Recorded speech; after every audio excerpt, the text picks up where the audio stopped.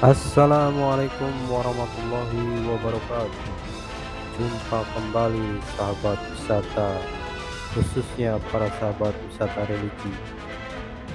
Pada video kali ini kita akan membahas tentang sejarah Tan Goat atau Syekh Bantiong.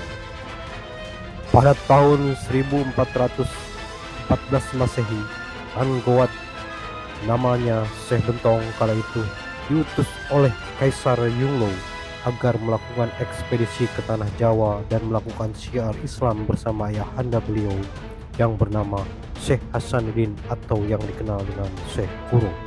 Dalam perjalanan ke tanah Jawa, mereka ditemani oleh panglima perang kerajaan Cina kala itu yang bernama Cheng Ho. Dalam perjalanan mereka pula diikut sertakan sejumlah santri Syekh Kuro dan Syekh Bentong sebanyak 77 orang santri. Tujuan utama kedatangan beliau ke tanah Jawa adalah untuk berdakwah menyebarkan agama Islam. Akhirnya kapal mereka sampai di Karawang pada tahun itu pula, di pedukuhan yang bernama Pura Dalem. Sesampainya di Karawang, beliau dan ayahanda beliau memutuskan untuk mencari suatu tempat yang bisa dijadikan suatu pondokan. Syekh Bentong memerintahkan para santri untuk membabat alas kemudian membuat pondokan. Pada tahun 1415, Tan Goat mendapat perintah dari Kaisar Yongle untuk bersilaturahmi kerajaan Majapahit kala itu. Rajanya yang bernama Prabu Wikrama Wardana dengan prameswurinya yang bernama Kusuma Wardani untuk memberitahukan kedatangan beliau di tanah Jawa atas utusan Kaisar Yongle. Setelah bersilaturahmi dengan Majapahit, berikutnya beliau diperintahkan untuk bersilaturahmi dengan para ulama yang telah lebih dulu datang sebelum beliau, yakni seorang ulama yang bernama Sayyid Jamaluddin Hussein yang dikenal dengan Mbah Jumadil Kubro. Lalu dari sana beliau diperintahkan untuk berkunjung dan bersilaturahmi ke daerah Gresik, karena di Gresik juga sudah ada yang datang lebih dulu sebelum beliau. Dalam perjalanan ke Gresik, beliau ditemani oleh seorang santri, Mbah Jumadil Kubro, sebagai penunjuk jalan untuk menyusuri Kali Lamongan hingga Pelabuhan Tandes atau Pelabuhan Gresik. Dari Gresik, beliau bertemu dengan Sidangyang atau yang dikenal dengan Nyi Ageng Pinati, yang merupakan salah seorang kepala perdagangan kala itu di Gresik. Dari Nyi Ageng Pinati, beliau meminta informasi mengenai keberadaan Mbah Maulana Malik Ibrahim serta meminta dukungan moral dari Nyi Ageng Pinati untuk pergerakan penyebaran Islam di tanah Jawa. Dari sana, kemudian beliau mengunjungi santri beliau yang datang lebih dulu di tanah Jawa, yakni Mbah Said Abdul Muthalib yang berada di desa Rungo. Kemudian ke Mbah Said Hasanuddin Abdul Jabbar di Sembaluren dan mengunjungi Said Amir Kacipirin, kemudian kembali ke Karawang.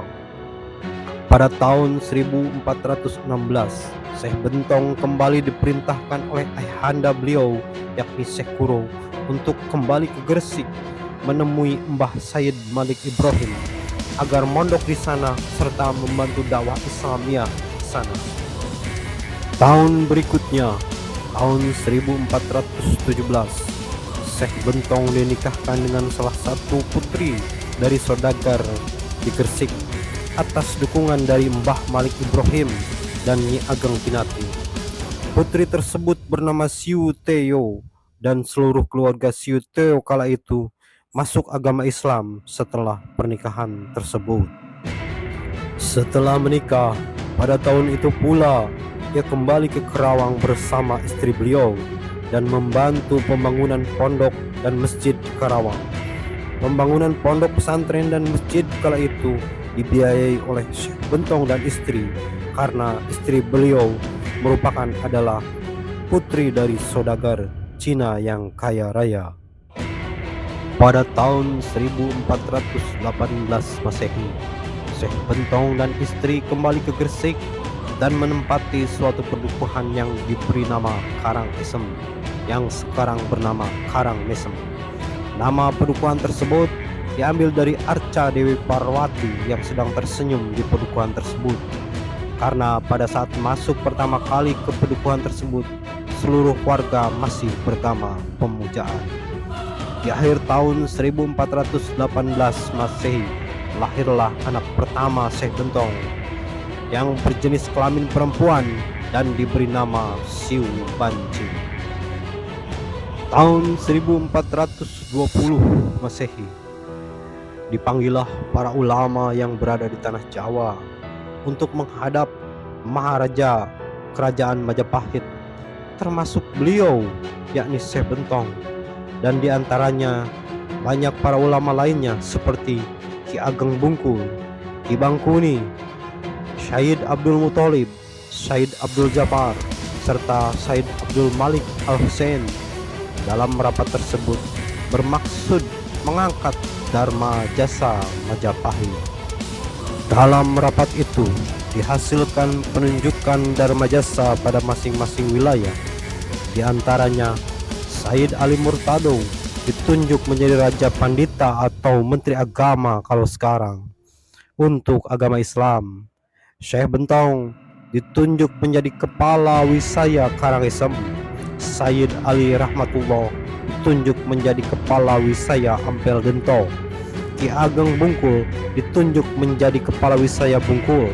Ki Ageng Bangkuni ditunjuk menjadi Kepala Wisaya Bangkuni.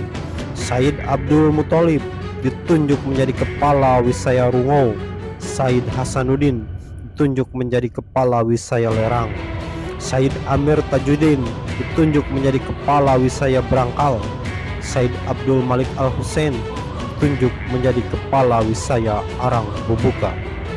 Setelah itu, Syekh Bentong kembali ke Karangesem untuk berdakwah dan berniaga, di mana metode dakwah beliau adalah dengan memberi sedekah kepada warga, dan dalam berdakwah beliau mendapat dukungan penuh dari istri beliau, baik itu dukungan moral dan material.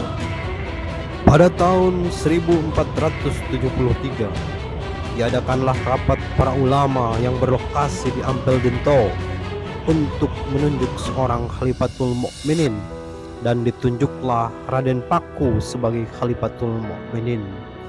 Dan pada tahun 1481 Masehi didirikanlah Giri Kedaton yang seluruhnya dibiayai oleh Syekh Bantiong atau Syekh Bentong.